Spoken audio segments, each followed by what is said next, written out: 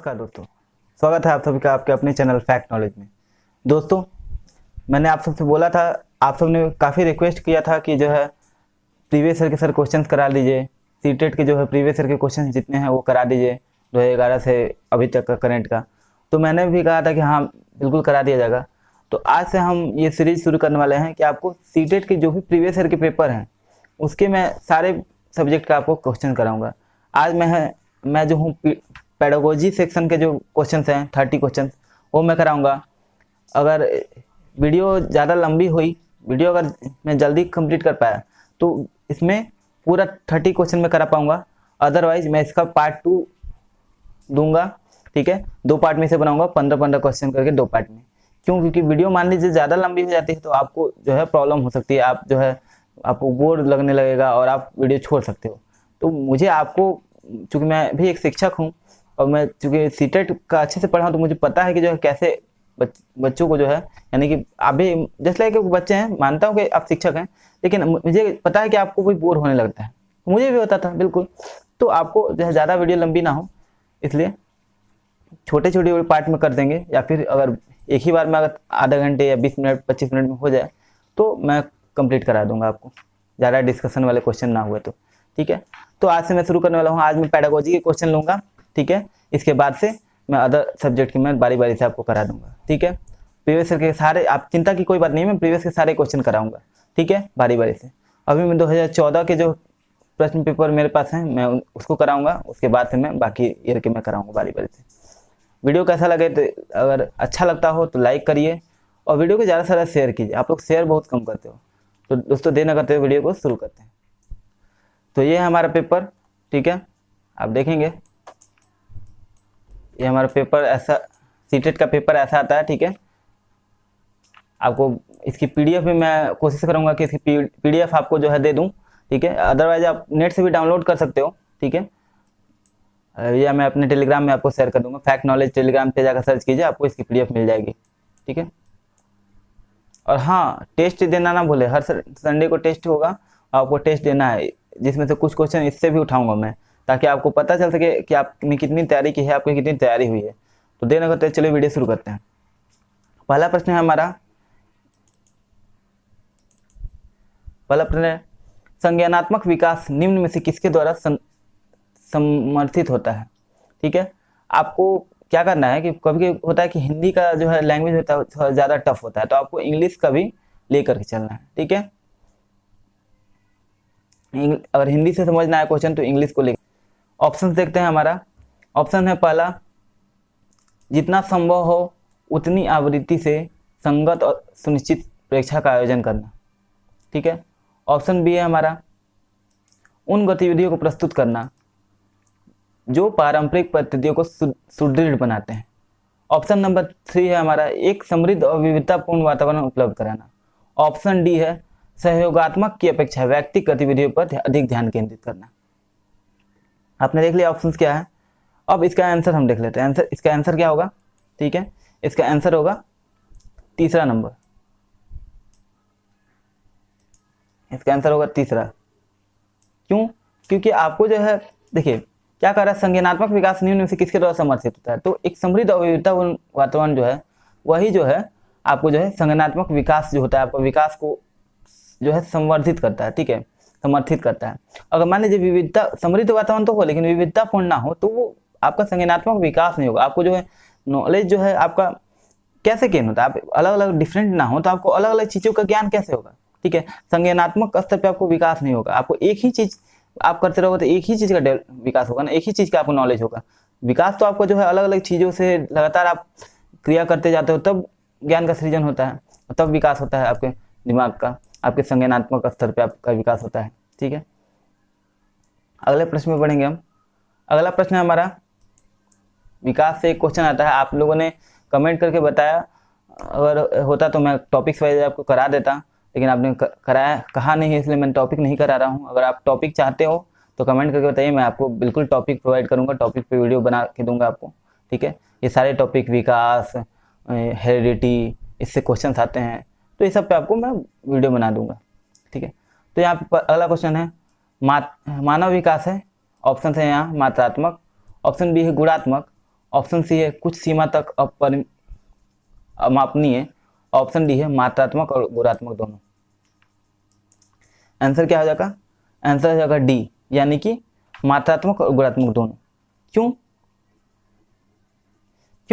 क्योंकि देखिए यहाँ अगर आपको हिंदी में प्रश्न ना समझ आ रहे हो तो हिंदी इंग्लिश दोनों है, आप हिंदी इंग्लिश देख लेंगे। क्यों? देखिए मानव विकास जो है क्या है, देखिए वृद्धि और विकास के बारे में मैंने आपको बताया था, क्वेश्चंस भी कराए थे।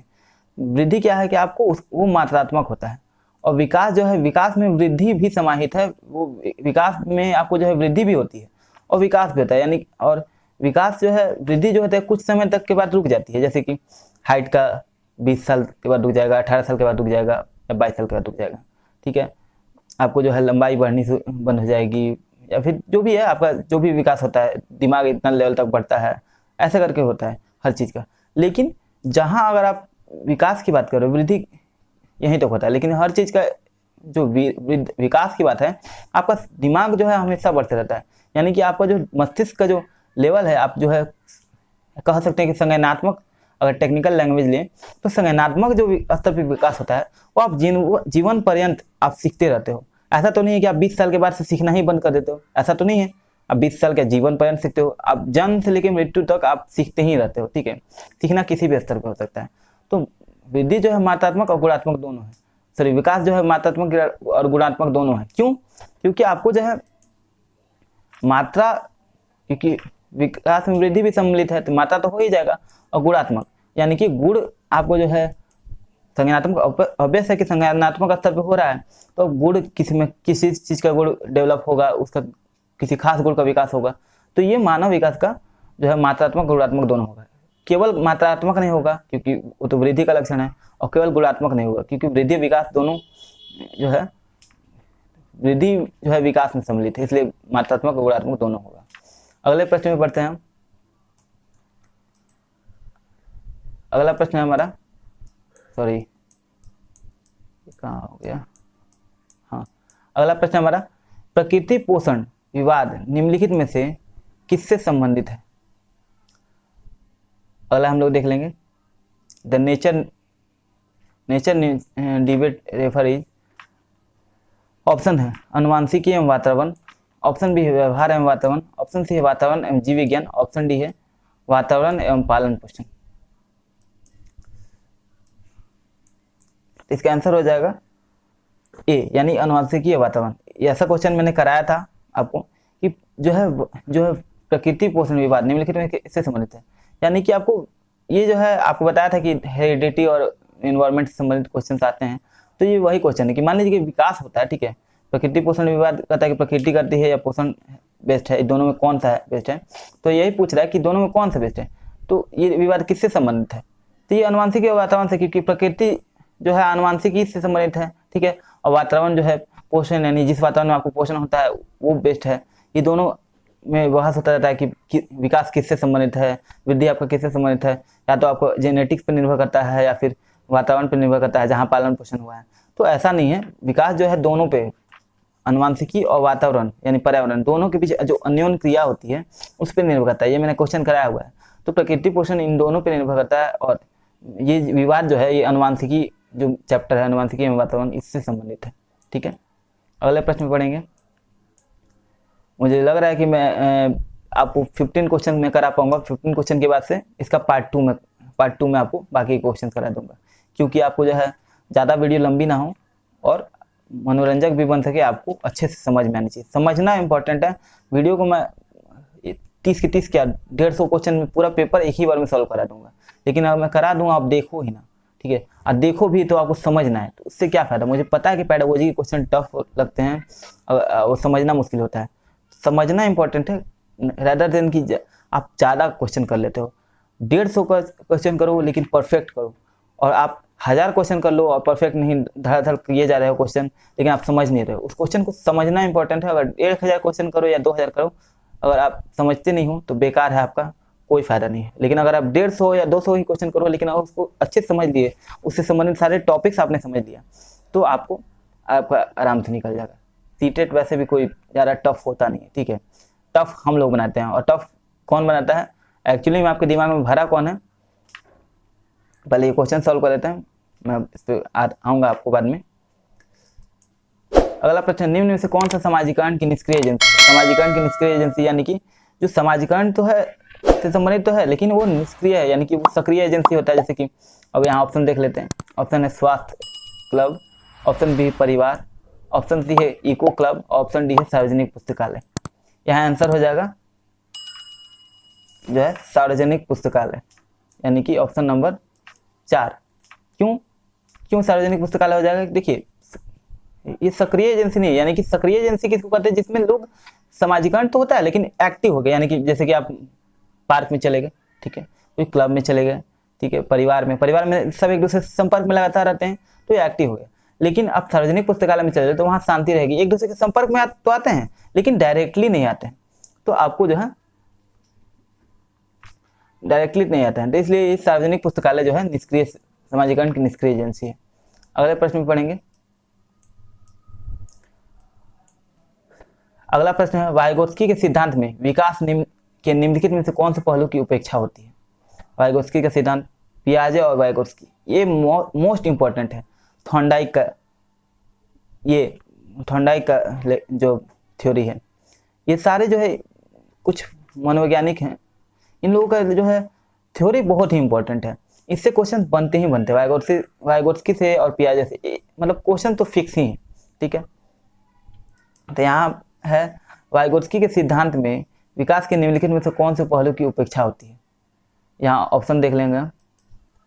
ऑप्शन है हमारा सामाजिक, ऑप्शन नंबर 2 है सांस्कृतिक, ऑप्शन नंबर 3 है जैविक, ऑप्शन नंबर 4 है भाषाई।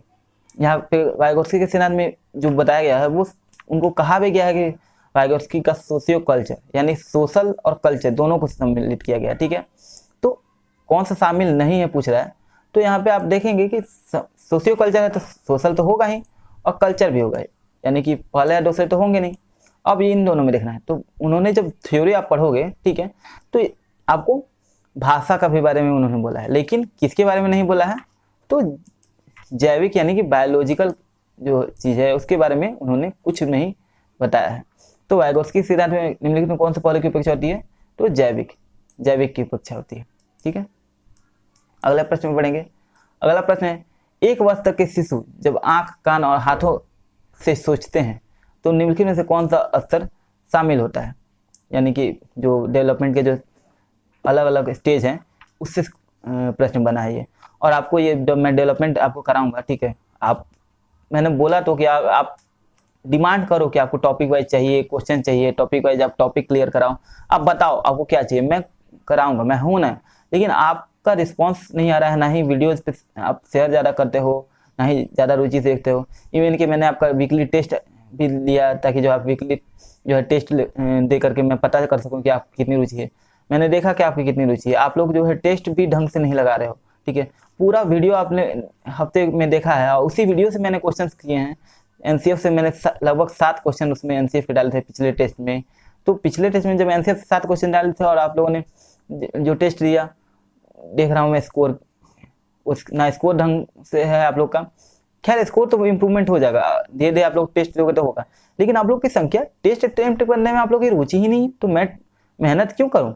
मैं टेस्ट आपके लिए आयोजित कर रहा हूँ, इतना आप टेस्ट तैयार करने में कितनी एफर्ट लगती है आप लोगों को शायद पता नहीं होगा, लेकिन मैं फिर भी कर रहा हूँ ताकि आपको जो है जो चीज़ मैंने किया था वो मैं आपको प्रोवाइड करना चाह रहा हूँ, ताकि आप कहीं से भी पीछे ना रहो। बड़े बड़े संस्थान में बड़े बड़े जगह के खरीद लो, कोर्स खरीद लो फ्री में, यहाँ सारी चीज़ें फ्री ऑफ कॉस्ट प्रोवाइड कर जा रही हैं, तो अभी भी आपको जो है आप लोग नहीं कर रहे हो, तो इसमें मेरा तो कोई दोष नहीं रह सकता, ठीक है।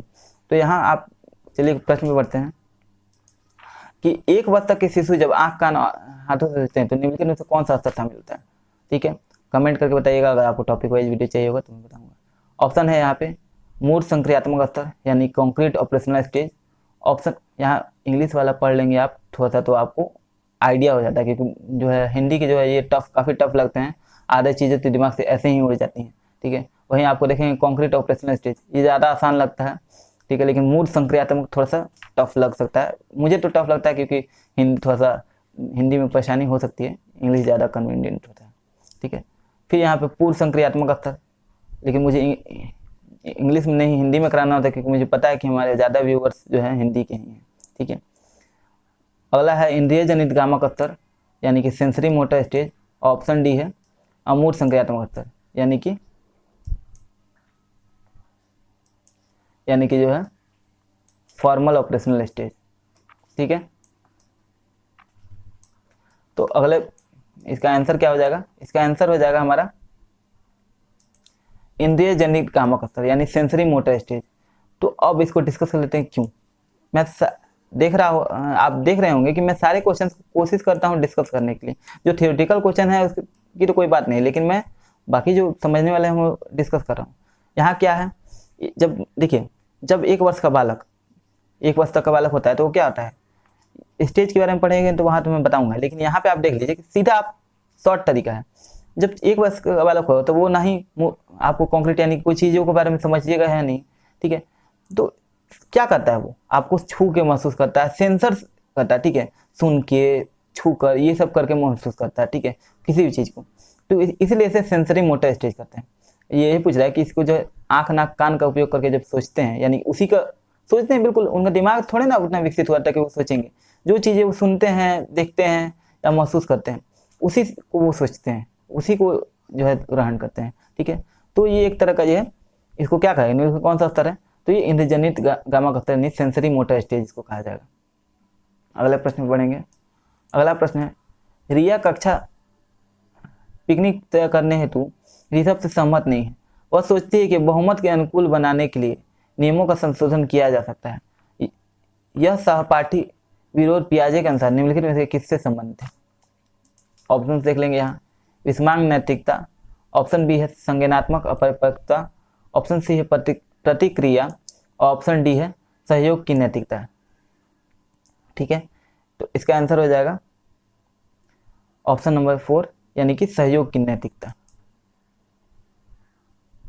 सहयोग की नैतिकता। ठीक है, अगले प्रश्न में पढ़ेंगे। अगला प्रश्न है हमारा 8वां प्रश्न कि निम्न में से कौन सा स्टर्नबर्ग का बुद्धि का त्रिस्तरीय सिद्धांत है? ठीक है, ठीक है, तो यहाँ पे हो जाएगा ऑप्शन देख लेते हैं हम, व्यवहारिक बुद्धि। ऑप्शन बी है प्रायोगिक बुद्धि। ऑप्शन सी है संसाधनपूर्ण बुद्धि। ऑप्शन डी है गतीय बुद्धि। ठीक है, इसका आंसर हो जाएगा option number A. Option number A यानी व्यवहारिक बुद्धि। ठीक है, अगले प्रश्न में पढ़ेंगे। अगला प्रश्न है हमारा, किसने सबसे पहले बुद्धि का परीक्षण का निर्माण किया? ठीक है, बुद्धि परीक्षण का निर्माण किसने किया? तो ऑप्शन देख लेते हैं। ऑप्शन है 1 डेविड वेसलर। ऑप्शन बी है अल्फ्रेड बिने। ऑप्शन सी है Charles Edinburgh Spearman. Option D है रॉबर्ट स्टर्नबर्ग। आपने बुद्धि का जब सिद्धांत आप पढ़ोगे तो बुद्धि का सिद्धांत का पहला आप किससे संबंधित है, ये क्वेश्चन ही एकदम आसान है, क्योंकि जहां बुद्धि का सिद्धांत का नाम ही आता है तो अल्फ्रेड बिने ने दिया था। ये सीधे एक वन लाइनर क्वेश्चन की तरह है। किसने दिया था? तो अल्फ्रेड बिने ने। ठीक है, सबसे पहले उन्होंने ही किया, तो अल्फ्रेड बिने इसके बारे में बात करते हैं तो आंसर अल्फ्रेड बिने हो जाएगा। बुद्धि के परीक्षण का निर्माण किसने किया, बुद्धि के बारे में किसने बात किया, तो अल्फ्रेड बिने ने किया। ठीक है, हाँ, तो दोस्तों जैसे कि मैंने आपको बोला था कि जो है ये जो सीटेट आपके लिए ज़्यादा टफ नहीं है। ठीक है, सीटेट आप बस सही से तैयारी करने की जरूरत है, सही गाइडेंस की जरूरत है। मैं आपके लिए वही करने आया हूँ। बहुत आपको ये डर का बिजनेस हो रहा है। मैंने आपके लिए जो बताया था आपको कैसे तैयारी करनी है, उस वीडियो में मैं बोला था कि ये डर का बिजनेस है। आपको डरा कौन रहा है? कोचिंग वाले, कि आप सीटेट को हवा बना कर रखा है, सीटेट सीटेट सीटेट। अरे सीटेट क्या है? कुछ नहीं है। ठीक है, सीटेट के लिए आपको क्या करना है, बस थोड़ी सी मेहनत, थोड़ा सा एफर्ट। आप खुद टीचर हो, आपको विश्वास करना हो कि मैं टीचर हूँ तो मुझसे बेस्ट कोई नहीं जानता होगा मेरे बारे में, मैं मुझसे बेस्ट कोई नहीं पढ़ा सकता। ये हो सकता है कि अहंकार टाइप का हो, लेकिन अहंकार नहीं है, ये अपने आप में सेल्फ कॉन्फिडेंस रहता है। और जब ये सोच लो कि मैं शिक्षक हूँ, मुझे जो है पढ़ाने आता है, मैं पढ़ाऊँगा, तो आप एक शिक्षक की तरह सोचोगे, और आपने जो ट्रेनिंग किया है, डीएलएड या बीएड जो भी किया है, उसको आप ध्यान में रखोगे कि उसमें आपको क्या बताया गया, तो आपका डेफिनेटली क्वेश्चन सॉल्व करो, आपके क्वेश्चन मैक्सिमम सही ही होंगे। बाकी जो थोड़े बहुत थ्योरेटिकल क्वेश्चन होंगे उसके लिए आपको पढ़ाई करनी पड़ेगी। तो ऑप्शन से यहाँ पे देख लेते हैं। पहले प्रश्न है 10वां नंबर हमारा, ध्वनि संबंधित जागरूकता निम्नलिखित में से किससे संबंधित है? यहाँ phonological awareness refer to the ability, option देखेंगे यहाँ ध्वनि संरचना पर चिंतन करना और उसमें हेर फेर करना, ठीक है। ऑप्शन नंबर सेकंड है सही सही एवं धारा प्रवाह बोलना। ऑप्शन नंबर थर्ड जानना समझना एवं लिखना। ऑप्शन डी है व्याकरण के नियमों में दक्ष होना। अब आप मुझे ये बताओ कि ये क्वेश्चन किसी से सॉल्व नहीं होगा, ऐसा हो सकता है? सिंपल है कि ध्वनि वाला जो भी प्रश्न होगा, ध्वनि संबंधित जागरूकता निम्नलिखित में किससे संबंधित है, तो ध्वनि से संबंधित होगा। अब यहाँ पे ऑप्शन आप देखोगे सीधे निकाल दोगे।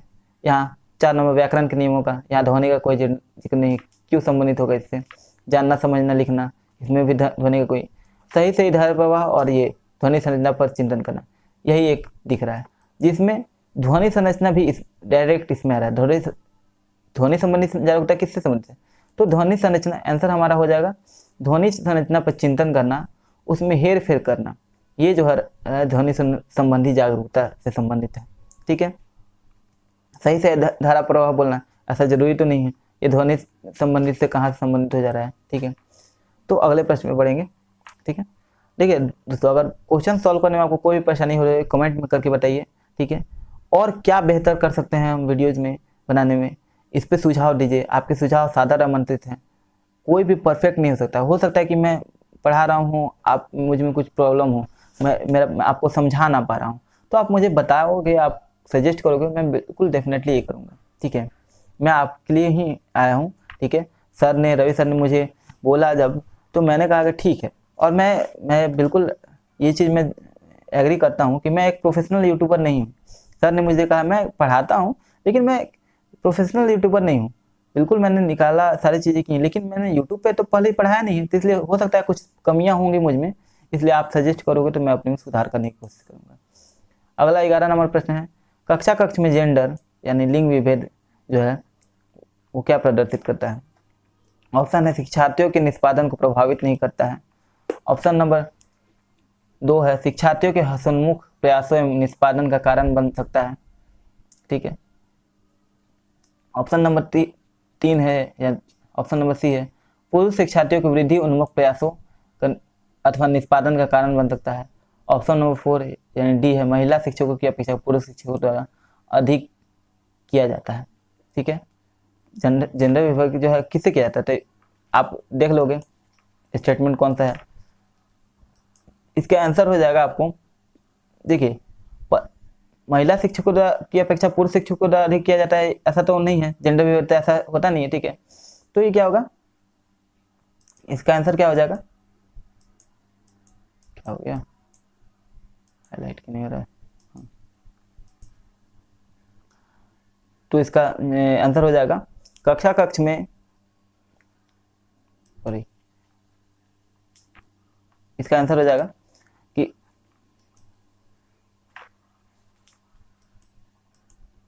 क्या हो रहा है यार, पता नहीं कर्सर काम क्यों कर रहा है। हाँ, तो यहाँ इसका आंसर हो जाएगा ऑप्शन नंबर 2 शिक्षार्थियों के हसन्मुख प्रयासों एवं निष्पादन का कारण बन सकता है। हास्योन्मुख प्रयासों एवं निष्पादन का कारण बन सकता है। क्यों, अब इसको डिस्कस कर लेते हैं। कक्ष में जो जेंडर है, सही तो कर्सर सही से काम नहीं कर रहा था, अब सही है।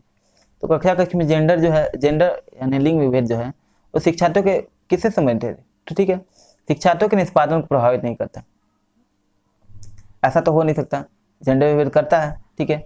ऑप्शन नंबर 3 जो है पुरुषों शिक्षार्थियों की वृद्धि उन्मुख प्रयासों और निष्पादन का कारण बन सकता है। जेंडर विभेद से ऐसा हो सकता है क्या कि जो पुरुष लोग है उनको वृद्धि उन्मुख प्रयास का कारण बन सकता है? बिल्कुल नहीं। और महिला करती हैं पुरुषों से ज़्यादा, ये भी नहीं होता है।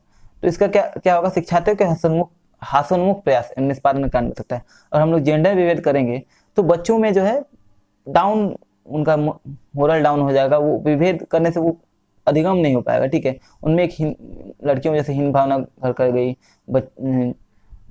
लड़के जो थोड़ा ज़्यादा चौड़े हो गए, तो ऐसा हो सकता है, ठीक है।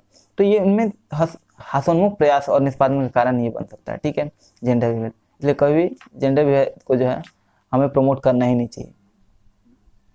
इसलिए हम लोग कभी भी हेड मास्टर नहीं करते, ठीक है। या फिर हेड या फिर चेयरमैन नहीं कहते हम लोग, ठीक है, चेयर पर्सन कहते हैं। क्यों चेयर पर्सन करने से क्या होगा कि अगर चेयरमैन बोलते हो तो वो एक मैन डिनोट होता है। ये क्वेश्चन आया भी है, मैं इसलिए आपसे डिस्कस कर रहा हूँ। मेरे हर डिस्कशन में एक क्वेश्चन छुपा हो सकता है।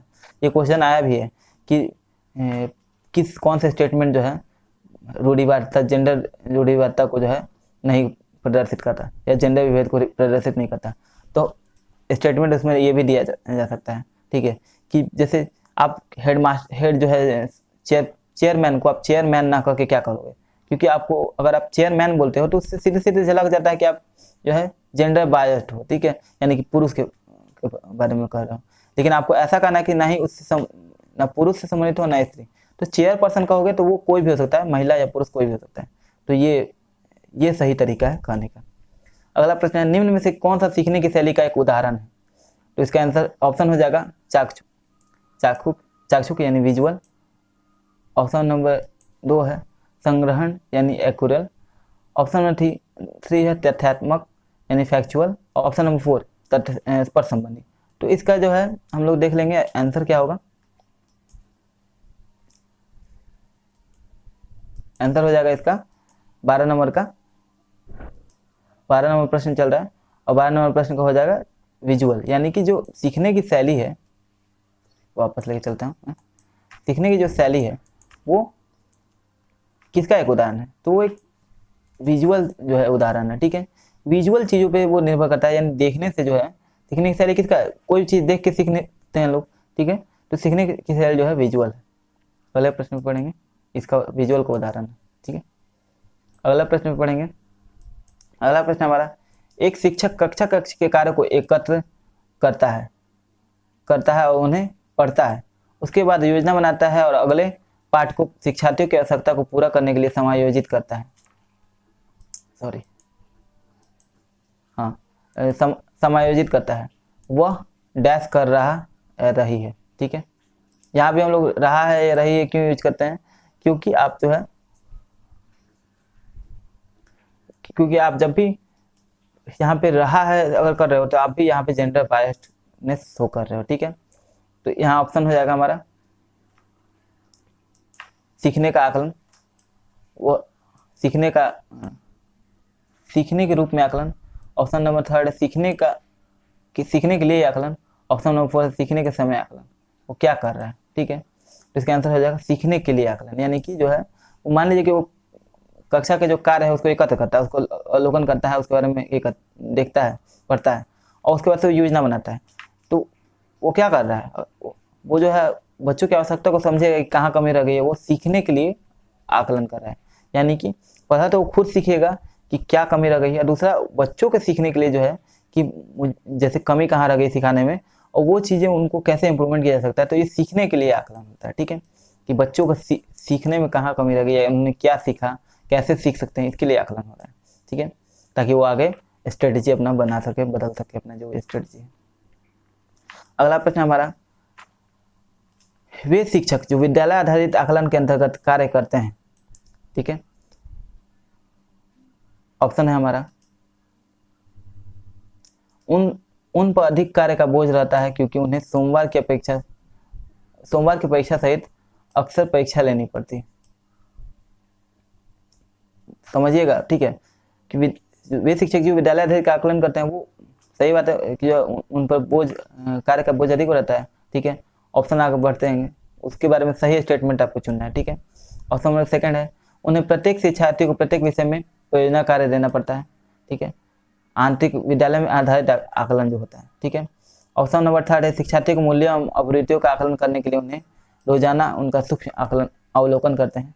ऑप्शन नंबर 4 है व्यवस्था के लिए स्वामित्व की भावना रखते हैं। आंसर देख लेंगे हम। आंसर हो जाएगा हमारा यहाँ पे 4, यानी व्यवस्था के लिए स्वामित्व की भावना रखते हैं। क्यों? देखिए, मान लीजिए जो शिक्षक है वो विद्यालय आधारित आकलन का जो कार्य करते हैं, तो उनको जो है स्वामित्व चाहिए कि व्यवस्था जो कर रहे हैं वो जो भी चीज आकलन वगैरह करते हैं उनके उस पर उनका अधिकार होना चाहिए, नहीं तो उनको डिस्टर्बेंस होना शुरू हो जाएगा, ठीक है। तो विद्यालय आधारित आकलन का जो है आकलन के लिए जो शिक्षक कार्य करते हैं उसके लिए ये आंसर सही हो जाएगा। 15वां प्रश्न और हमारा लास्ट प्रश्न है, क्योंकि वीडियो ज़्यादा लंबी हो जा रही है तो हो सकता है कि आपको बोरियत हो, उबाऊ हो, ठीक है। तो जो है वीडियो पसंद आया हो तो लाइक कीजिएगा। लास्ट प्रश्न हमारा है, ठीक है, कि ग्रेड जो है अंकों से कैसे अलग है, ग्रेड अंकों से कैसे अलग है। यह प्रश्न निम्नलिखित किस प्रकार के प्रश्न से संबंध रखता है। तो ऑप्शन है अपसारी, ऑप्शन नंबर सेकंड है विश्लेषणात्मक, ऑप्शन नंबर थर्ड मुक्त अंत, ऑप्शन नंबर फोर है समस्या समाधान। ये प्रश्नावली बनाने का तरीका वगैरह आपने पढ़ा होगा। तो ग्रेड अंकों से अलग है, ये कैसे टाइप का प्रश्न है, ठीक है। तो ये इसका आंसर हो जाएगा विश्लेषणात्मक, यानी कि जो, ठीक है, यानी कि जो है, हाँ, यानी कि विश्लेषण। देखिए ग्रेड अंकों से कैसे अलग है, इसके बारे में अगर मान लीजिए आप बच्चों से प्रश्न पूछते हैं तो बच्चा क्या करेगा, ग्रेड और अंक में विश्लेषण करेगा कि क्या उनमें अलग अलग डिफरेंसेज है, इसके बारे में वो डिस्कस करेगा, अपने बारे में विश्लेषण करेगा, दिमाग में सोचेगा। तो ये कह रहा है कि ग्रेड अंकों से कैसे अलग है, ये कैसा प्रकार का प्रश्न है, तो विश्लेषणात्मक है कि बच्चा विश्लेषण करेगा, सोचेगा, ठीक है। तो इसी के साथ हमारा आज का सेशन समाप्त होता है। उम्मीद करता हूँ कि वीडियो आपको पसंद आया होगा। क्वेश्चन तो सारे प्रीवियस ईयर के हैं, पेपर से मैं करा रहा हूँ आपको, आज से ऐसे ही पेपर वाले प्रश्न होंगे।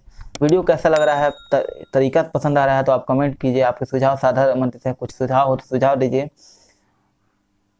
और वीडियो को ज़्यादा से ज़्यादा शेयर कीजिए। चैनल पर नए हो तो सब्सक्राइब कीजिए। मिलते हैं अगली वीडियो में। नमस्कार, जय हिंद, वंदे मातरम।